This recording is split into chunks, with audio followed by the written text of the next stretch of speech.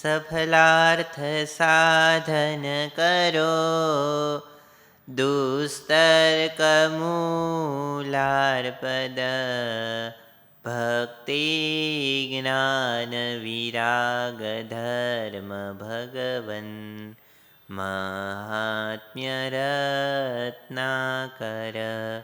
અત્ર શ્રી હરિણાત્મનો યનુભવ સચ્છાસ્ત્ર સમ્માનિત પ્રોક્તોસ્તીતિ ભજન્નિમં પ્રતિદિનં સ્યાત્ પૂર્ણકામો નર સ્યાત્ પૂર્ણકામો નર. નિજૈર્વચોમૃતૈર્લોકે તર્પયદ્યો નિજાશ્રિતાન પ્રીતો ન સર્વદાસોસ્તુ શ્રીહરિર્ધર્મનંદન. પરાત્પર પરબ્રહ્મ પરમ કૃપાળુ ઈષ્ટદેવ ભગવાન સ્વામિનારાયણ, સદવિદ્યા સદ્ધર્મ રક્ષક પરમ પૂજ્યપાદ ગુરુદેવ શાસ્ત્રીજી મહારાજ, જેમનું જીવન એ જ જેમનો સંદેશ છે, એવા આપણા સૌ કોઈના અધ્યાત્મ નૈયાના નાવિક એવા પરમ પૂજ્યપાદ ગુરુ મહારાજ પૂજ્ય જ્ઞાન સ્વરૂપદાસજી સ્વામી, સર્વે સંતો તથા ઓનલાઈન કથા વાર્તાનો લાભ લઈ રહેલા આપ સર્વે હરિભક્તો, વિદ્યાર્થીઓ, એમના વાલીશ્રીઓ, સૌને ભાવથી હેતથી જય સ્વામિનારાયણ. આજે અતિ પવિત્ર દિવસ છે. ધનુર્માસ એ તો જ્ઞાનનો મહિનો કહેવાય. આ પવિત્ર ધનુર્માસ છે અને એની અંદરે એવું કીધું શ્રી કૃષ્ણ ભગવાને ગીતાના વિભૂતિ યોગની અંદર કે તમામ વર્ષની અંદર માગસર મહિનો છે, મારું સ્વરૂપ છે એવો પવિત્ર માસ છે. અને એની અંદર પણ આજે માગસર સુધી ચતુર્થીની તિથિ એટલે વચનામૃત ગ્રંથરાજ એમના પ્રાગટ્યની તિથિ. આજે મહારાજના હૃદયમાંથી જે કરુણાસભર સ્પંદનો ઉઠ્યા અને એ મહારાજના શબ્દો, મહારાજનો એ બ્રહ્મરસ, મહારાજનો એ અમૃતરસ જે સંતોએ ઝીલો અને આખા વિશ્વ સમક્ષ, ભક્તો સમક્ષ આ સત્સંગની અંદર ગ્રંથ સ્વરૂપે તરતો મૂકો એવા વચનામૃત ગ્રંથરાજનો આજે જન્મદિવસ છે. અને આપણી આ કથા એ પણ વચનામૃત ઉપર છે. વચનામૃતની અંદર મહારાજ એમણે કેવી રીતે પોતાના અનુભવોની વાત કરી છે એ કથા સ્વરૂપે આજે લઈએ છીએ. શ્રીજી મહારાજ સાધક રૂપે કેવી રીતે વર્તા એની વાત એ પણ કાલે સાંભળી. આજે મહારાજ સિદ્ધ રૂપે કેવી રીતે વર્તા, મહારાજની અજોડ સિદ્ધ દશા કેવી હતી એ વાતો આજે થોડી લેવી છે. બે સ્થિતિઓ છે સત્સંગની અંદર. સમાજની ઋષિ પરંપરાને જોતા એવું લાગે કે પૂર્વે યોગીઓ હતા, આજે તો કોઈ એવા યોગીઓ મળે નહીં. પણ એવા પૂર્વે યોગીઓ હતા, સાધન કરતા, એ સાધન કરી કરીને સિદ્ધ દશાને પામતા. ઘણા ઋષિ મુનિઓ રાફડો થઈ ગયા છે એવી સાધના કરતા કે જે સાધનાનું વર્ણન પણ ન થઈ શકે. એવી સાધના કરતા કરતા કરતા મહારાજ એની ઉપર રાજી થાય ને સિદ્ધ દશા આપે. સિદ્ધ દશાને પામવી એ સહેલી નથી, બહુ કઠણ છે. આજે પ્રસિદ્ધ થાય છે માણસો, સિદ્ધ નથી થઈ શકતા. સીધું નથી થવાતું તો સિદ્ધ તો કેમ થઈ શકાય? સિદ્ધ થવા માટે તો ઘણી સાધનાઓ કરવી પડે ત્યારે સિદ્ધ થાય. પણ વિશ્વની પરંપરાઓમાં એવા ઘણા બધા સિદ્ધો આપણને જોવા મળે કે સાધના કરી કરીને સિદ્ધ થયા હોય. પરંતુ શ્રીજી મહારાજ કોઈ એવા સિદ્ધ નહોતા કે જે સાધન કરીને સિદ્ધ થયા હોય. સાધન સિદ્ધિ નહોતી, પણ સ્વામિનારાયણ ભગવાને સ્વયં સ્વતઃ સિદ્ધ હોવા છતાં એમણે સાધના કરી હતી.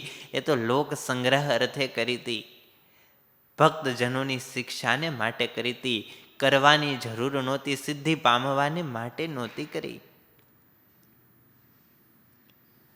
તમામ જે સિદ્ધ સિદ્ધિઓ કહેવાય એ તો પરમાત્માના પાદને સેવે છે, એ તો પરમાત્માની સેવા કરવા માટે ઝંખે છે. સિદ્ધિ એ તો પરમાત્માની દાસી હોય છે, પણ છતાંય ભગવાન જે સાધના કરે છે એ તો સિદ્ધ હોવા છતાં પોતાના ભક્તોને દેખાડવાને માટે કરે છે. સ્વયં સિદ્ધ છે છતાં એમણે સાધના માર્ગને બંધ નથી કર્યો. સાધનાઓ કરાવવાની પોતે પણ સાધના કરી છે અને ભક્તોને પાસે પણ કરાવી છે.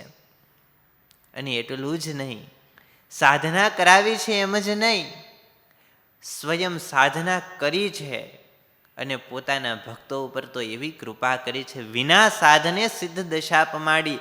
પોતાનો પ્રતાપ એવો હતો કે કોઈ પણ આશ્રિત હોય, અરે આશ્રિત ન હોય, સમાધિ દશા તો ક્યારે આવે? યમ નિયમ આસન પ્રાણાયામ પ્રત્યાહાર ધ્યાન ધારણા અને પછી છેલ્લું સ્ટેપ સમાધિ છે. પણ શ્રીજી મહારાજે સમાધિ કરાવી, સહજ સમાધિ કરાવી. એ મૂર્તિના કોઈ દર્શન કરે તો એને સમાધિ થાય. એ મહારાજ પાદુકા પહેરીને ચાલ્યા જતા હોય અને નેપુરનો નાદ કોઈના કાને સંભળાય તો એને સમાધિ થાય. મહારાજ ચપટી વગાડે અને સમાધિ થાય, ચપટી વગાડે અને સમાધિમાંથી નીકળી જાય. મુક્તાનંદ સ્વામીને પણ શરૂઆતમાં થયું કે આવી સમાધિ બધા મનુષ્યને તો કેમ થાય?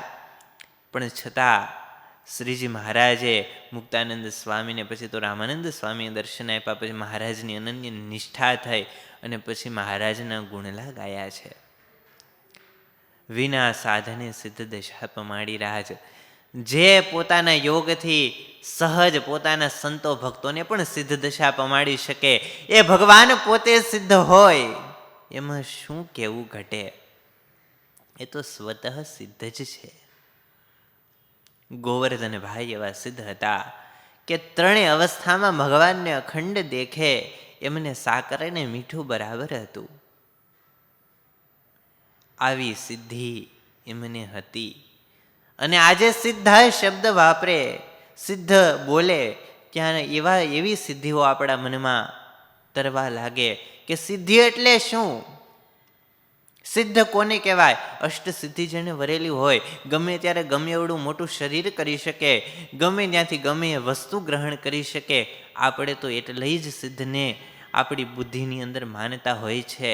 પણ સ્વામિનારાયણ ભગવાનના મતે માત્ર એ જ સિદ્ધ દશા નહોતી. એ તો કોઈ ધારે ને તો ફિઝિકલ બોડી પ્રેક્ટિસથી પણ ઘણું બધું સિદ્ધ જેવું કામકાજ કરી શકતા હોય છે.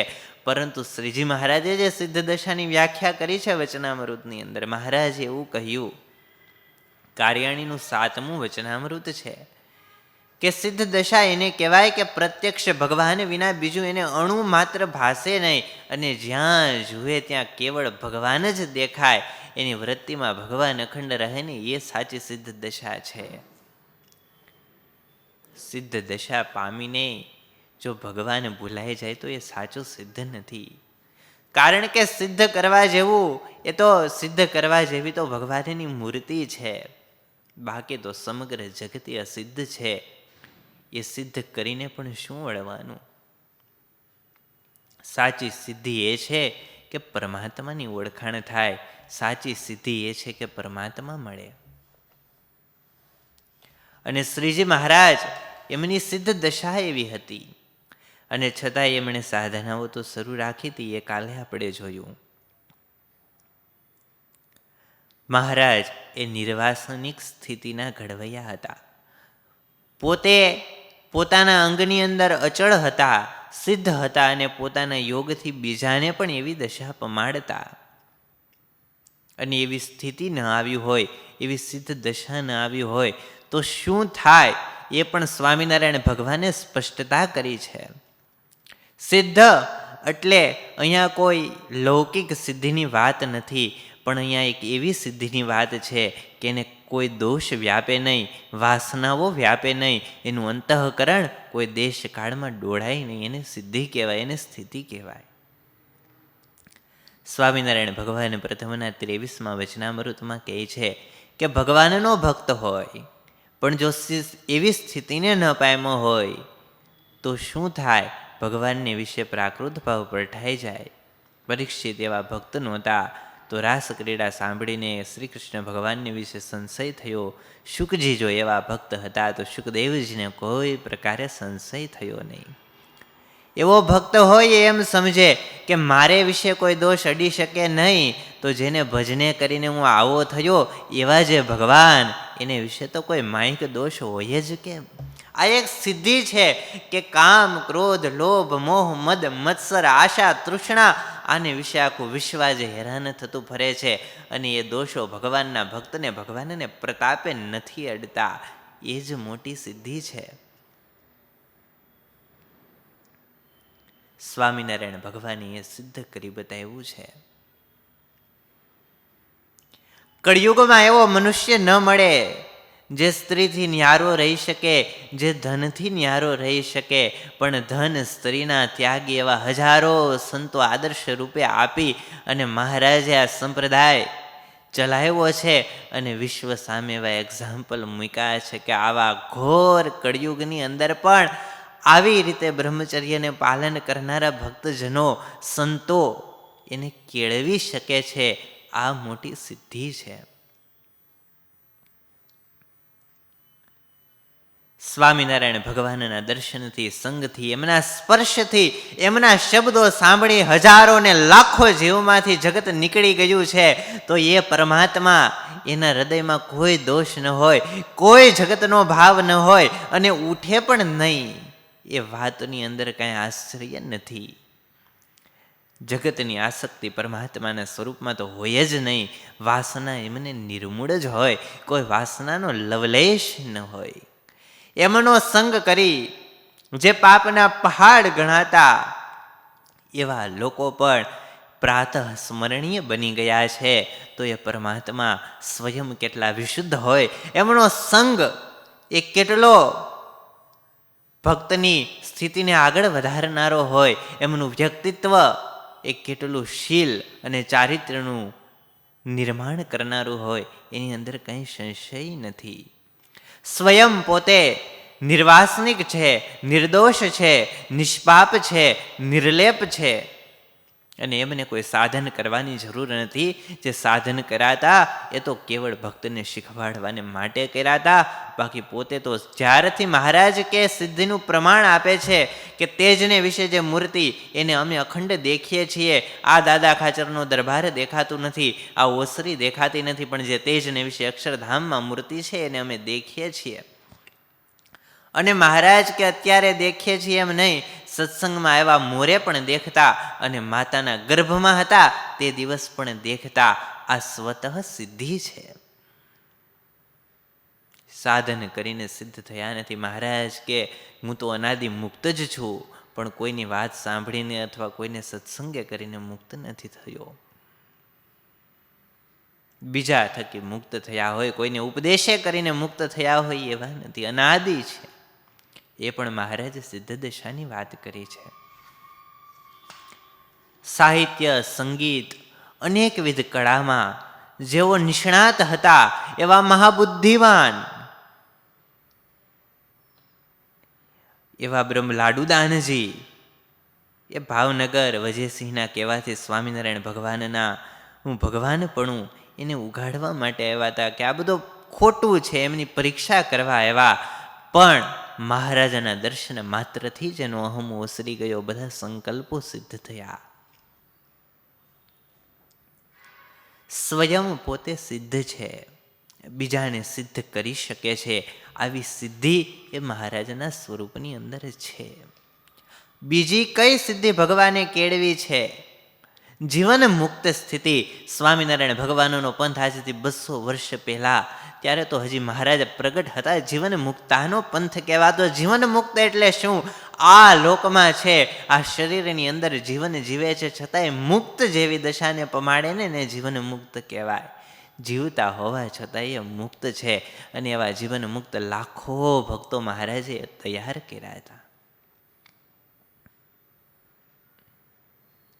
વિષય વાસનાની પ્રબળતા એટલી હોય કે ઘણીવાર દેહથી આપણે વિષયને છોડી દઈએ, વસ્તુનો ત્યાગ કરી દઈએ, પણ મનની અંદર તો એ વિષય ચક્રાવો લેતા જ હોય છે.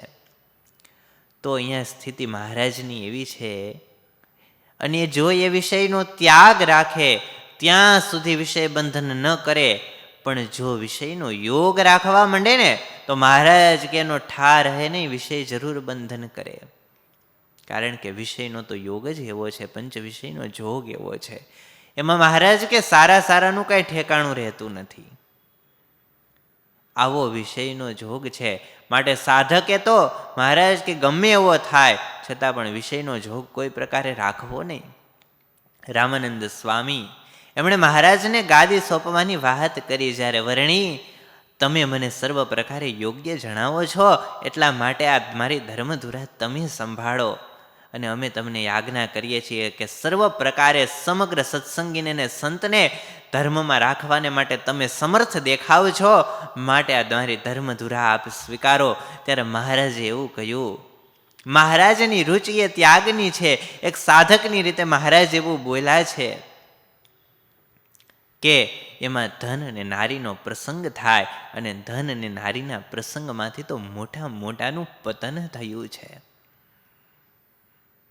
ત્યારે રામાનંદ સ્વામીએ કહ્યું હતું કે એ વર્ણીએ તમારી વાત નથી, એ તો બીજાની વાત છે. આપ તો સિદ્ધ જ છો, આપ નિર્વિકારી છો, આપ એવા નિર્લેપ છો કે કદાચ ગમે એટલો સ્ત્રીનો ધનનો યોગ થાય ને છતાં આપ નહીં બંધાવ. અને એ વાત હું જાણું છું, એટલા માટે તો બીજા સંતોને ન્યારા રાખવા છે એનાથી. અને આ ધર્મધુરાએ આપને સોંપવી છે, કારણ કે સમગ્ર જગતમાં આપ એવા છો કે તમને ગમે એટલો યોગ થાય છતાં તમે બંધાવ નહીં. વિષય વાસનાની પ્રબળતા એવી છે. મોટા મોટા ઋષિઓ હતા, એકલ શૃંગી એવા હતા, જેમને સ્ત્રી શું કહેવાય, પુરુષ શું કહેવાય એ ભાન નહોતું. છતાંય વિષયનો જોગ થયો તો એમને પણ લઈ લીધા, ગ્રહસ્થ થઈ ગયા. પરાશર જેવાનું પણ પતન થયું.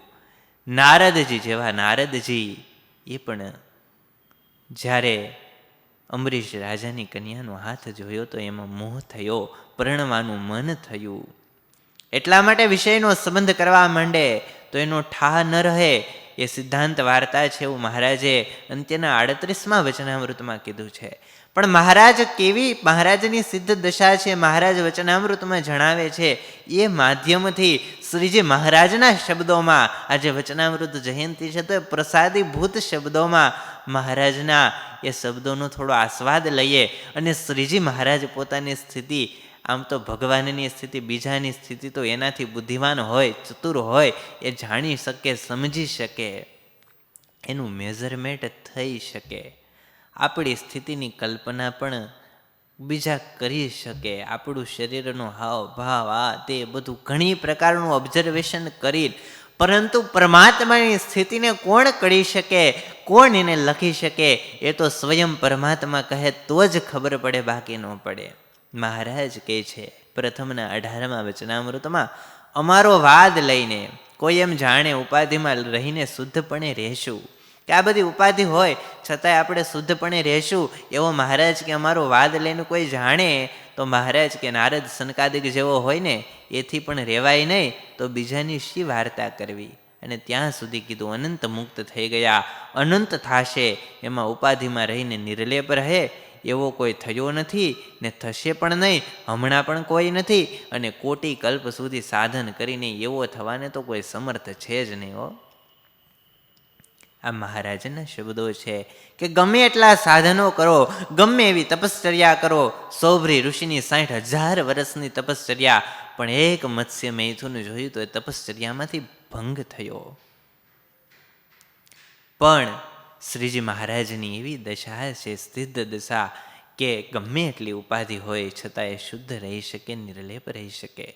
અંત્યના 33મા વચનામૃતમાં મહારાજ કહે છે કે મુક્તાનંદ સ્વામી, ગોપાળાનંદ સ્વામી એવા મોટા છે. આ તો મહારાજ આપણને દૃષ્ટાંત આપવા માટે, આપણને શીખવાડવા માટે કહે છે. એ સંતોની તો મહારાજને અખંડ ધારી રહેલા હતા, એમની સ્થિતિ તો ન્યારી હતી. પણ મહારાજ કે એવા મોટા છે તો પણ જો એમને માનનો બહુ યોગ થાય, રૂપિયાનો ને સોના મોરના ઢગલા આગળ આવીને પડવા માંડે, રૂપવાન એવી સ્ત્રીઓ એમનો યોગ થાય તો ત્યાગી છે તો પણ એણે કરીને એમનું ઠેકાણું રહે નહીં. અને આ જ આપણા ત્યાગીમાં જે અતિ ઉતરતો હશે એ જેવા પણ રહે કે ન રહે, આવો વિષયનો યોગ છે.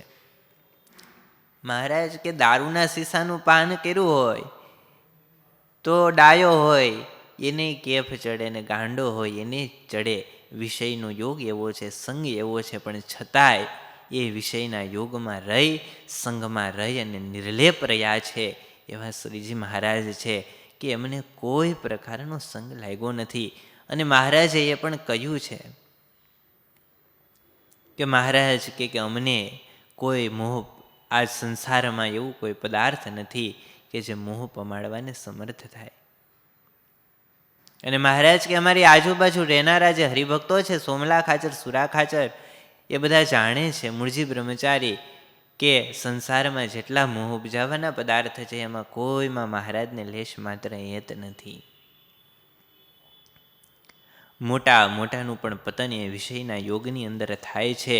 વિષય વાસનાની પ્રબળતા એવી છે, કદાચ સમાધિ થઈ જાય તોય સમાધિમાં હોય ત્યાં સુધી શાંતિ રહે, અને સમાધિમાં બહાર નીકળે ત્યારે સારા પદાર્થને જોઈને ચાળા ચૂથવા માંડે.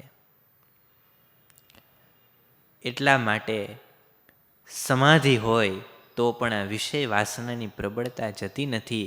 અને મહારાજ કહે છે કે અમારે એવું છે નહીં. કોઈ મહારાજ કે વિષયનો યોગ સામેથી થાય તો પણ મહારાજ કે અમે પગે કરીને ઠેલી દઈએ, એવો અમારો સ્વભાવ છે. આવું મહારાજે મધ્યના 33મા વચનામૃતની અંદર કહ્યું છે. એટલા માટે વિષયનો યોગ જે ન થવા દે એને સાધક કહેવાય. વિષયનો યોગ થવા છતાંય જેને વિષય હલબલાવી ન શકે ને એ સિદ્ધ કહેવાય. અને એવી સિદ્ધ સ્થિતિ મહારાજને હતી. ગમે એવા વિષયનો યોગ થયો છે છતાંય એમની સ્થિતિમાંથી એમને ડગાવી નથી શક્યા. દેશકાળમાં પરાભવ કોને ન થાય એ પણ મહારાજે કહ્યું છે કે નાડી પ્રાણ સંકેલાય, નિર્વિકલ્પ સ્થિતિએ કરીને નારાયણના ચરણારવિંદમાં જે નિમગ્ન હોય ને એમને દેશકાળે પરાભવ ન થાય. અને બાકી તો ગમે એવા મોટા હોય તો પણ પરાભવ થાય. ત્યારે આવી વિષય વાસનાના જોગની અંદર પણ મહારાજની દ્રઢ અને નિર્લેપ એવી સ્થિતિ છે. અને એ શ્રીજી મહારાજ વચનામૃતોની અંદર કહે છે. મધ્યના 56મા વચનામૃતમાં સંતો મહારાજની આગળ બેસીને કીર્તન ગાતા હતા. ત્યારે મહારાજ બોલ્યા કે આ કીર્તન સાંભળ્યામાંથી તો અમારો આત્મા વિચારમાં જતો રહ્યો. પછી એમાં એમ જણાયું કે ભગવાનની વિશે જે અતિશય પ્રીતિ એ ઘણી મોટી વાત છે. કારણ કે સંતો એવા પ્રેમના પ્રીતિના કીર્તન ગાતા હોય એટલે મહારાજ કે ભગવાનને વિશે પ્રીતિ એ બહુ મોટી વાત છે. અને મહારાજ કે પછી તો ગોપાળાનંદ સ્વામી આદિ ભગવાનના પ્રીતિવાળા સંતો ભક્તો હતા એ સાંભળી આવ્યા. અને સર્વેના અંતઃકરણને ને સર્વેના જીવને અને એમની જે ભગવાનને વિશે પ્રીતિ છે એ સર્વે જોયામાં આવ્યા. પછી મહારાજ કે અમે અમારા આત્માને તપાસી જોયો ત્યારે અમારે જેવી ભગવાનને વિશે પ્રીતિ જણાણી એવી બીજાની પ્રીતિ જણાણી નહીં. શા માટે? તો કે કંઈક ભૂંડા દેશકાળે અધિકનો યોગ થાય તો એ સર્વે મોટા છે તો પણ એમની બુદ્ધિને વિશે ફેર પડી જાય અને એમ જણાય કે અંતે પાયો કાચો દેખાય છે. અને પછી અમે અમારી કોરનું જોયું તો અમને એવું લાગ્યું કે ગમે એવા ભૂંડા દેશકાળાદિકનો યોગ થાય ને તો કોઈ રીતે અમારું અંતઃકરણ ફરે નહીં. આ મહારાજની સિદ્ધ સ્થિતિ છે. એવી મહારાજની સ્થિતિ હતી કે પોતાનું અંતઃકરણ જોઈ શકે, પોતાના હૃદયને જોઈ શકે ને બીજાના અંતઃકરણને જોઈ શકે. એટલે 5 વાર્તાના અનુસંધાનમાં મહારાજે એમ લખ્યું કે મુક્તાનંદ સ્વામી, ગોપાળાનંદ સ્વામીએ સર્વેના હૃદય સામું જોયા કરવું કે અમને કાંઈ વાસના તો નથી રહેતી ને. મહારાજ કે એવું અમારે નિત્ય નિરંતર અનુસંધાન રહે છે. અને મહારાજે પોતાની પણ વાત કરી કે મન, બુદ્ધિ, ચિત્ત, અહંકાર એમને તો હું પકડી લઉં છું. જેમ સાણસામાં સર્પ પકડે એમ મન, ઇન્દ્રિયો, અંતઃકરણ જે કોઈથી પકડાય નહીં એ મહારાજ કે એમને હું પકડી લઉં છું. અને મહારાજ ઘરેણાં, વસ્ત્ર, અલંકાર આ બધું ગ્રહણ કરતા પણ મહારાજ કે અમારે અર્થે નથી.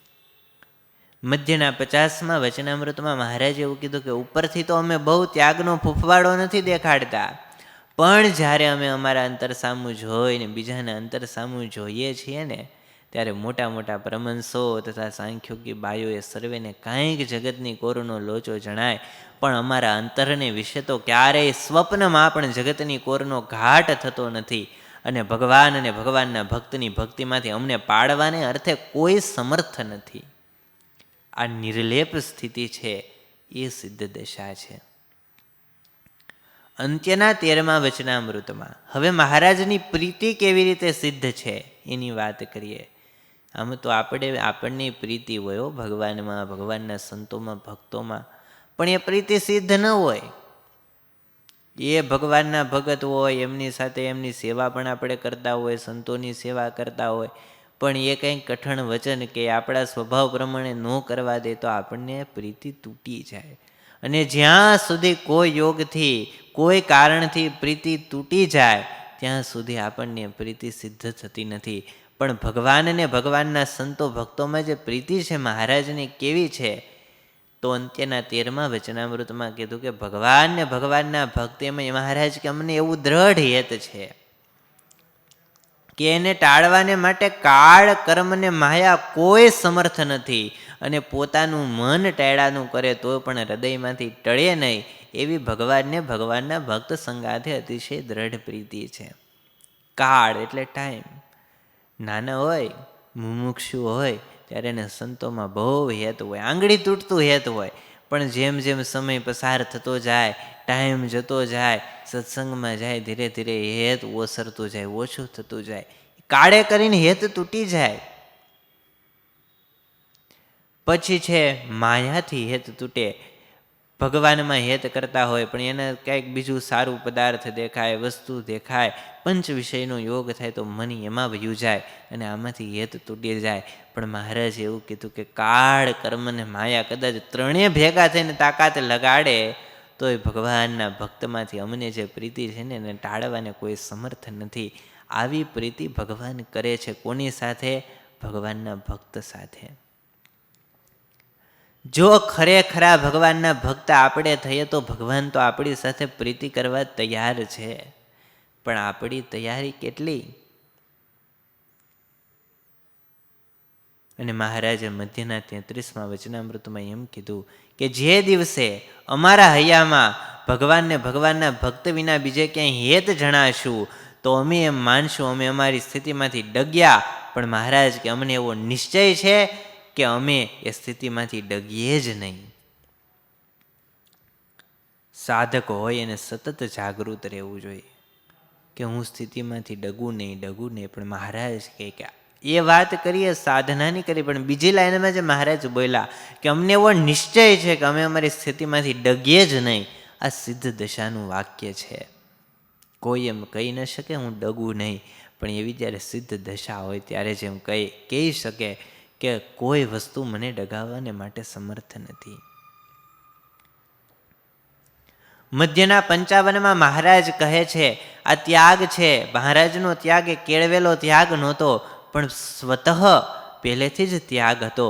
મહારાજ આપણે ભક્ત ચિંતામણીની અંદર સાંભળીએ છીએ કે મહારાજ જ્યારે નાના હતા, બાળપણની ઉંમર હતી, ત્યારે મહારાજ અતિશય ભક્તિમાં પરાયણ રહેતા. બીજું જેવું બાળકોને રૂચે એવું મહારાજને રૂચતું નહીં. ખાનપાનથી ઉદાસ રહેતા, મંદિરોમાં ફેરા કરતા, આવો મહારાજનો સ્વભાવ હતો. જ્યારે મહારાજ કે અમે ઘર મૂકીને નિસરા ત્યારે તો વસ્ત્ર રાખવું પણ ગમતું નહીં, વનમાં જ રહેવું ગમતું. પછી તો મહારાજ સત્સંગના ધણી થયા. અનંત પ્રકારના વૈભવ એમની આગળ આવવા લાગ્યા. મોટા મોટા મહારાજાઓ એ પણ મહારાજને મહેલમાં પધરાવે, એમના સ્વાગત સન્માન કરે. અને છતાં એવો 47 વર્ષની ઉંમરે પણ પોતાની એવી ને એવી સ્થિતિ, એવી ને એવી નિસ્પૃહતા છે. એટલા માટે શ્રીજી મહારાજ અંત્યના 13મા વચનામૃતમાં કહે છે કે અમારી સ્વાભાવિક મનમાં કેવી રુચિ છે. સ્વાભાવિક રુચિ મહારાજ કેમ રહે છે? શેર હોય, મેળી હોય, રાજ દરબાર હોય, એ ગમે નહીં. વન હોય, પર્વત હોય, જંગલ હોય, એ જ ગમે. અને મહારાજ કેટલા માટે મેં મુક્તાનંદ સ્વામી સાથે ઠેરાવ કરી રાખ્યો હતો કે મને રામાનંદ સ્વામીનું દર્શન કરાવો ને, તો આપણે 2 જણ જઈ વનમાં જઈને અખંડ ધ્યાન કરીએ. અને મહારાજ કે કોઈ દિવસ વસ્તીમાં તો આવશું જ નહીં, એવો ઠેરાવ કર્યો. તે મહારાજ કે હમણાં પણ મન એવું ને એવું જ છે.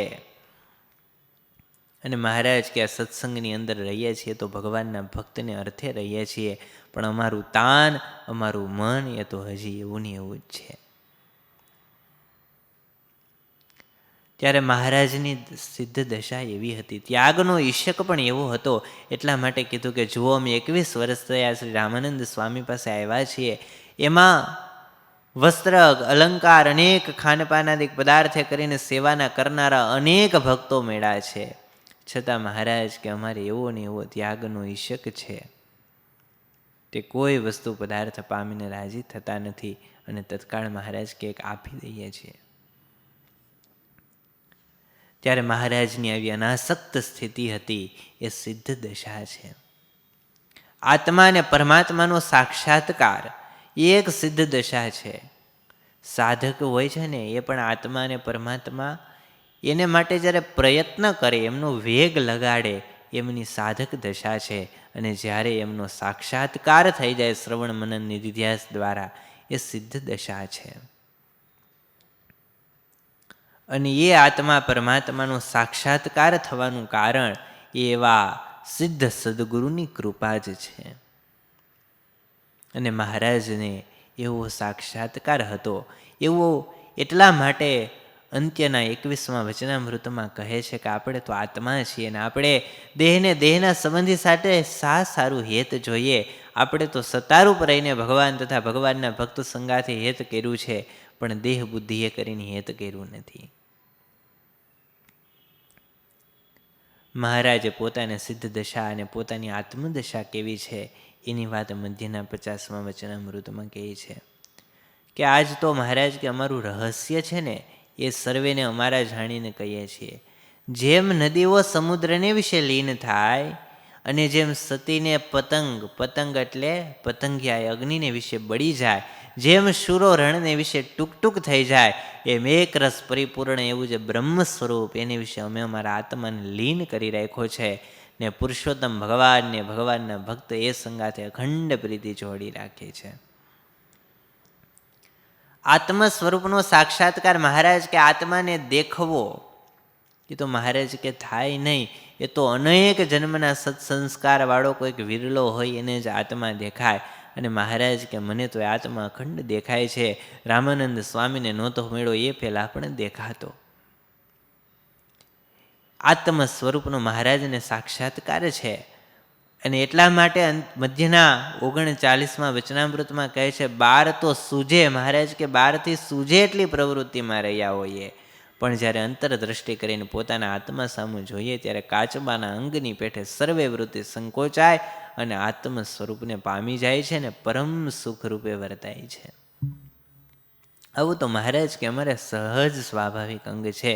અને આવું કરવામાં કોઈ પ્રયત્નપૂર્વક નથી કરતા, સહજ રીતે થઈ જાય છે. એ સિદ્ધ દશા છે. અને એ વાત જ્યારે શ્રીજી મહારાજ કરતા હોય ને ત્યારે એવું પણ કહે છે કે મહારાજ કે આ વાતને અમે કરીએ છીએ. મધ્યના 13મા વચનામૃતમાં કહે છે કે બુદ્ધિની કલ્પના એ કરીને નથી કરતા. એટલા માટે જ આપણે શરૂઆતની અંદર કીધેલું કે આ બુદ્ધિની કલ્પનાની કોઈ વાત નથી. આ કોઈ શાસ્ત્રને શીખી અને ભણેલી ને કરેલી વાત નથી. આ તો સ્વયં શાસ્ત્રો જેના હૃદયમાંથી નીકળે છે, જેનું વાક્ય જ શાસ્ત્ર રૂપ છે, એવા પરમાત્માની વાતો છે. અને એ ભગવાન એ જુદા જુદા રોલ સાધકના રોલમાં, સિદ્ધના રોલમાં અને સર્વેશ્વરના રોલમાં કેવી રીતે આ વચનામૃતમાં છે એની વાતો છે. દરેક વસ્તુ મહારાજે પોતે અનુભવીને કરી છે. એટલા માટે મહારાજ કે બુદ્ધિની કલ્પના એ નથી કરતા તથા સિદ્ધાએ જણાવવા સારું નથી કરતા. આ વાતો કરીએ અને કોઈ એમ જાણે કે નહીં મહારાજ મોટા સિદ્ધ છે અને આવી સિદ્ધાએ છે મહારાજ કે અમે અમારી સિદ્ધાઈ દેખાડવા માટે આ વાતો નથી કરી, પણ આ તો અમારી અજમાવેલ વાત છે. જેમ અમે વર્તીએ છીએ તેમ વાત કરીએ છીએ અને અમારે સ્ત્રી ધનનો ભારે યોગ છે મહારાજ કે, અને પંચ વિષયનોય ભારે યોગ છે. મહારાજ કહે સુરત, અમદાવાદ, વડોદરે, વરતાલે જઈએ છીએ ત્યારે હજારો માણસો ભેગા થાય છે, માને છે, વાજતે ગાજતે અતિ સન્માન કરીને પધરાવે છે તથા ત્યાં ત્યાં ભારે જાયગાઓ જોયામાં આવે છે, ભારે વસ્ત્ર વાહનાદિકનો યોગ થાય છે.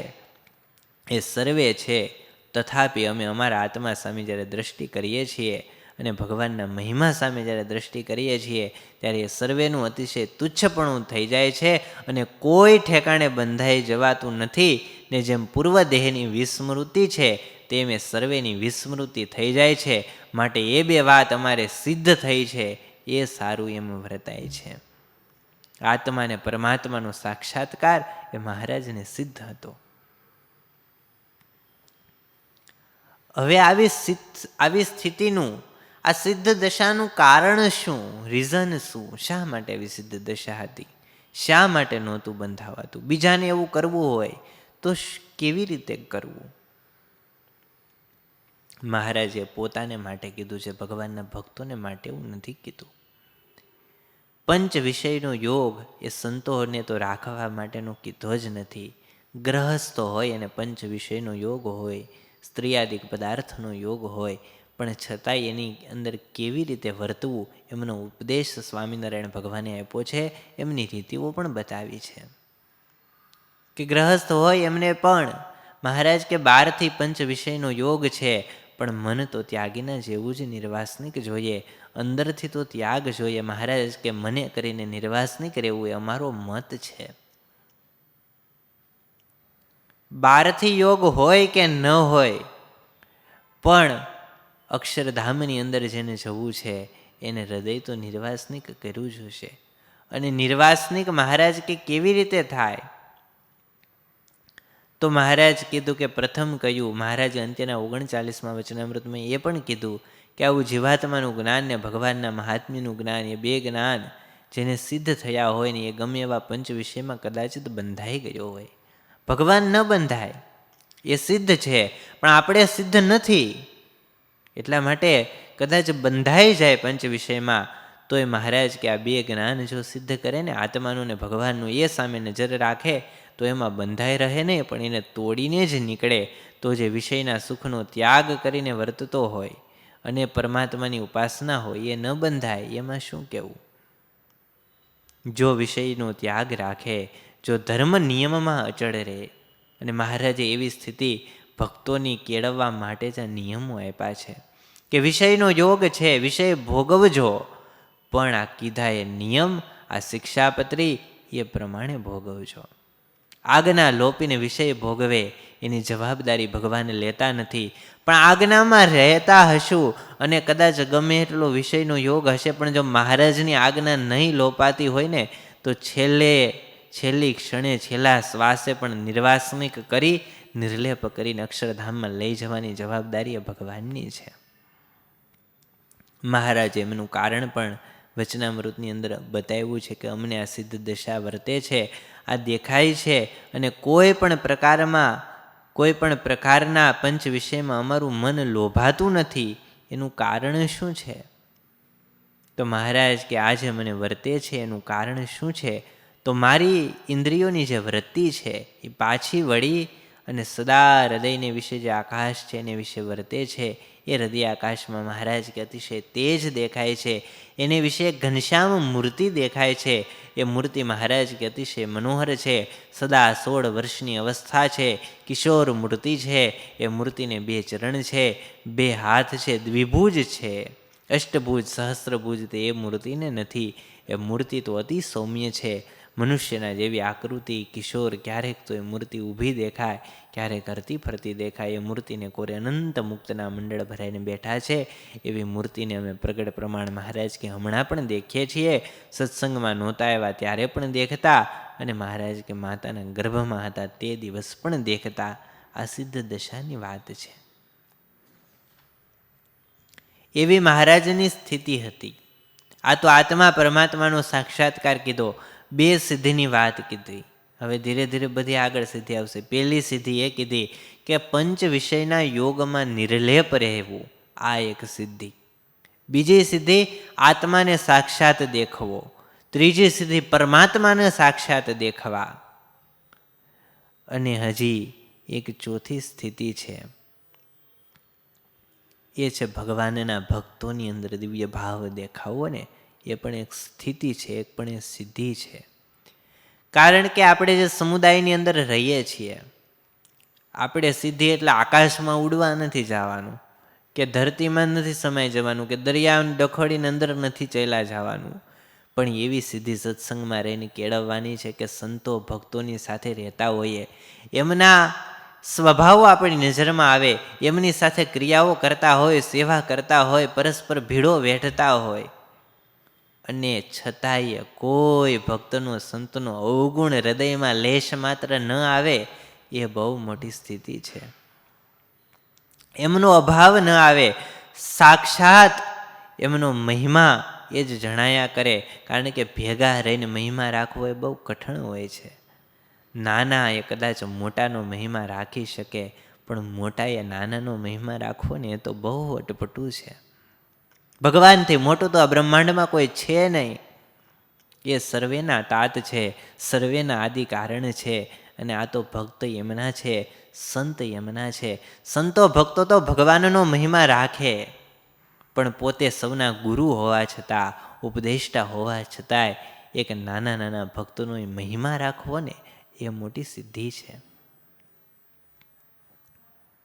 અને એ શ્રીજી મહારાજે વચનામૃતની અંદર કીધી છે કે આ સંતોમાં, આ ભક્તોમાં અમને કેવો ભાવ રહે છે, એ સ્થિતિની વાત છે. મહારાજ કે જેવી શ્વેત દ્વીપમાં સભા છે, જેવી ગોલોક વૈકુંઠને વિશે સભા છે, જેવી બદ્રિકાશ્રમને વિશે સભા છે, તેથી પણ હું આ સત્સંગીની સભાને અધિક જાણું છું, અને સર્વે હરિભક્તને અતિશય પ્રકાશયુક્ત દેખું છું. ખાલી જાણું છું એમ નહીં, મહારાજ કે એવા જ હું આ તમામ હરિભક્તોને દેખું છું. અને પછી આપણને મનાય નહીં, એટલે મહારાજે ત્યાં સુધી કીધું, એમાં જો લગારે મિથ્યા કહેતા હોઈએ તો આ સંત સભાના સમ છે. પછી એ પણ કીધું, સમ શા સારું ખાવા પડે છે કે સર્વને એવું અલૌકિકપણું નથી દેખાતું ને એટલા માટે સમ ખાવા પડે છે. મહારાજ કે અમને આવો સંતો ભક્તો દિવ્ય દેખાય છે. અંત્યના 21મા વચનામૃતમાં પાછું કીધું કે આ સત્સંગ છે, અલૌકિક છે. જેવા શ્વેતદ્વીપ, વૈકુંઠ, ગોલોક તેની વિશે ભગવાનના પાર્ષદ છે, એ જેવા જ સર્વે સત્સંગી છે. મહારાજ કે અમે આ સત્સંગીને કેવા જાણીએ, તો કે સર્વેથી પર દિવ્ય અક્ષરધામ એને વિશે જેવા ભગવાનના પાર્ષદ છે, એ જેવા જો આ સત્સંગીને ન જાણતા હોઈએ તો ભગવાનને, ભગવાનના ભક્તના અમને સમ છે. સત્સંગની અંદર દિવ્ય બુદ્ધિ રાખવી. સત્સંગમાં મહારાજ કે ભગવાનમાં તો મનુષ્ય ભાવ ન આવવા દેવો, પણ ભગવાનના ભક્તમાંય મનુષ્ય ભાવ ન આવવા દેવો. કારણ કે ભગવાનના ભક્ત હોય તો દેહ કરીને મહારાજ કે કોઈ આંધળા હોય, લૂલા હોય, અપંગ હોય, બેરા હોય તો ભગવાનના ધામમાં જશે તો શું ત્યાં ધામમાં એવા આંધળા લૂલા જ રહેશે? મહારાજ કે તો સર્વે દેહના ભાવ છે, એને મૂકીને બ્રહ્મરૂપ થશે. માટે મહારાજ કે સત્સંગની અંદર દ્રષ્ટિ રાખવી તો આવી રાખવી. અને અંત્યનું 21મું વચનામૃત એની અંદર મહારાજે કીધું છે કે કોઈ ભગવાનનો ભક્ત હોય અને મહારાજ કે એને ગમે એવા વાંકમાં આવ્યો હોય, ગમે એવા મોટા વાંકમાં આવ્યો હોય, તો પણ મહારાજ કે અમારે હૈયામાં એનો અવગુણ ક્યારેય આવે નહીં. અને મહારાજ કે કોઈ ભગવાનનો ભક્તનો અવગુણ અમને કહેવા આવે તો મહારાજ કે એના હાથનું અમને ભોજન ભાવે નહીં, એના હાથની કરેલી સેવા પણ અમને ગમતી નથી. કોઈ ભક્તનો અવગુણ લે, કોઈ ભક્તનું ઘસાતું બોલે, મહારાજ કે એની સાથે અમારે બને નહીં. મહારાજને એની સાથે રીસ છે કે કોઈ પોતાના ભક્તનો અવગુણ લે અને સ્વયં ભગવાન હોવા છતાંય મહારાજ કે અમારા ભક્તના ગમે એટલા અપરાધો હોય તો એને અમે જોતા નથી. અને મહારાજ કેવું નહીં, સંતો કીર્તનમાં પણ એવું લખે છે, દીન બંધુ અતિ મૃદુલ સ્વભાવું, જન અવગુણ પ્રભુ માનત નાહી, એહી પૂરવ કીરીતિ વે. જનના અવગુણે ભગવાન ગણતા નથી, કારણ કે સાથે રહેતા હોય કેટલા હોય. મહારાજનો પરાભવ કરવા માટે પણ જીવા ખાચરે કેટલું કર્યું. મહારાજને મારવા સુધીના પ્રયત્ન કર્યા, પણ જ્યારે જીવા ખાચરનો અંતકાળ આવ્યો ત્યારે એમના 3 ગુણને યાદ કરીને સ્વામિનારાયણ ભગવાન ત્યાં સ્વયં જીવા ખાચરની ડેલીએ પધાર્યા કે ચાલો બાપુ, હવે અમે તમને અક્ષરધામમાં લેવા આવ્યા છીએ. અને અક્ષરધામનું તખત આપ્યું. આ કરુણા સાગર ભગવાન છે કે સત્સંગની અંદર ગમે એવું હોવા છતાંય કોઈનો અવગુણ જોવો નહીં. અને એટલા માટે દીનાનાથ ભટ્ટે લખ્યું, શરણાગત પાપ પર્વતમ ગણિત્વાન તદીય સદગુણમ અણુમપ્યતુલમ હિ મન્યતે સહજાનંદ ગુરુમ ભજે સદા. જ્યારે મુક્તાનંદ સ્વામી વાત કરતા હતા, રામાયણની કથા વંચાતી હતી, કથામાં એવું આવ્યું કે રામચંદ્ર ભગવાનની વાત કરી અને પછી મુક્તાનંદ સ્વામી એવી વાત કરી કે જો શરણાગત હોય, પણ રામાનંદ સ્વામીનો એવો સ્વભાવ હતો કે કંઈક વાકમાં એવો હોય ને તો ત્યાગ કરી દે. પણ મહારાજ કે અમે એવા નથી, અમારી અતિ દયાળુ પ્રકૃતિ છે. શરણાગત હોય એની ઉપર તો મહારાજ કે અમારે અતિશય દયા વર્તે છે. એમના કદાચ ગમે એવા અવગુણ હોય તો મહારાજ કે અમારી નજરમાં આવે નહીં. ભગવાનના ભક્તના ગુણ એને જ સદાયને માટે અમે દેખીએ છીએ. અને મહારાજ કે સત્સંગમાં અચળ પાયો પણ એનો જ જાણવો કે જેને ભગવાનના ભક્તમાં ગુણ ગ્રહણની શક્તિ હોય. સત્સંગમાં રહેવા છતાં, બધાનું ભીડો ખમવા છતાં, નાના હોય, સેવામાં ભૂલ કરતા હોય, ઘણું બધું થતું હોય, અને પોતે ભગવાન હોવા છતાંય એને સહન કરવું ને. ભક્ત હોય એના અવગુણ ન જોવા, ભેગા રહેનારાના નાનાનો પણ મહિમા રાખવો, એ એક સિદ્ધિ છે. અને બીજી સિદ્ધિ એ છે કે જે ભક્ત નથી, જે વિમુખ જીવો છે, તુચ્છ જીવ છે, એના માન અપમાનને સહન કરવાને મહારાજ કે એ મોટી સિદ્ધિ છે.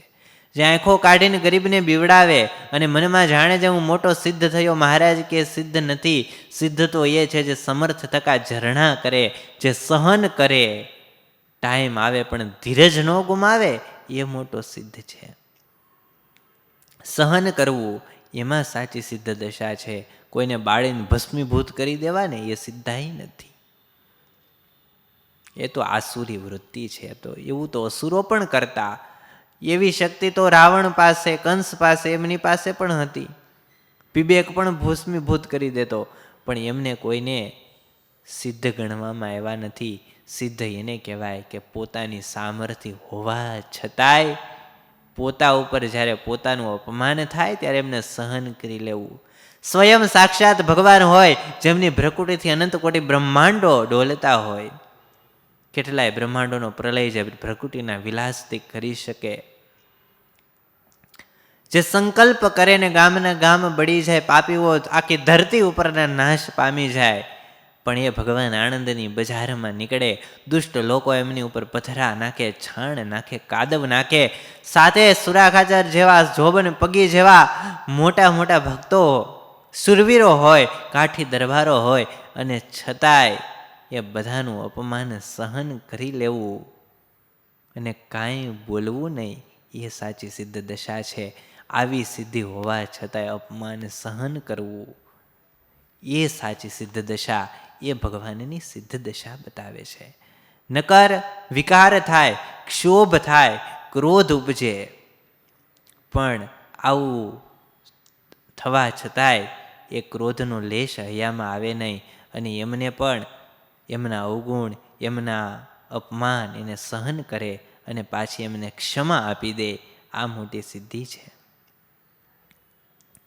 ત્યારે એવી સિદ્ધિ એ શ્રીજી મહારાજને હતી. આમ તો મહારાજ તો સ્વતઃ સિદ્ધ છે, એમણે કોઈની પાસેથી સિદ્ધિ મેળવી એવું કહી ન શકાય, સાધને કરીને પણ સિદ્ધ થાય એવું કહી ન શકાય.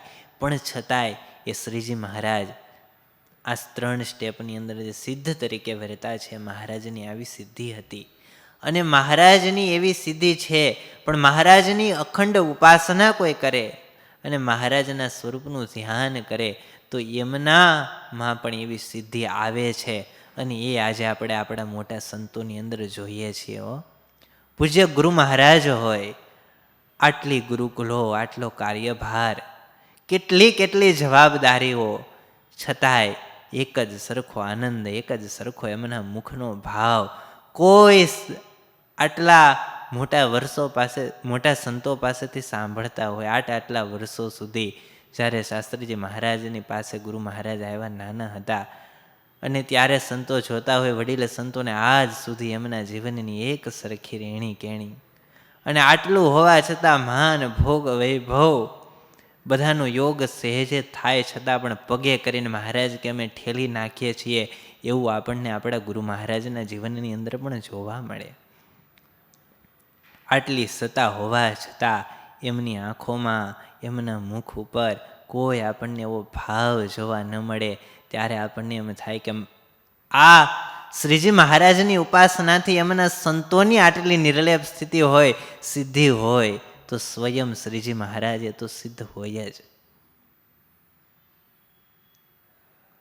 એમની ઉપાસના કરી, એમની ભક્તિ કરી, અને સંતોમાં પણ એવું સામર્થ્ય આવી જતું હોય, એમના વચને ભક્તોની મનોકામનાઓ પણ પૂર્ણ થાય. એવું હોય કે જે કુદરતી આપત્તિ હોય, પણ છતાંય ભગવાનના ભક્તો, સંતો એ પીડાતા ન હોય, એ પણ ભગવાનની મોટી સિદ્ધિ છે, અને ભગવાને આ સત્સંગને આપેલી સિદ્ધિ છે. મહારાજની જે કાંઈ સિદ્ધિ હતી, જ્યારે મહારાજ વન વિચરણ કરવા નીકળ્યા, ત્યારે અષ્ટસિદ્ધિઓ મહારાજની પાસે આવી, મહારાજ અમને કંઈક સેવા આપો. ત્યારે મહારાજ કીધું અત્યારે તો કંઈ સેવા નથી, પણ જ્યારે અમે સત્સંગમાં જઈએ ને ત્યારે અમારા ભક્તોના ઘર તમે અભરે ભરી દેજો.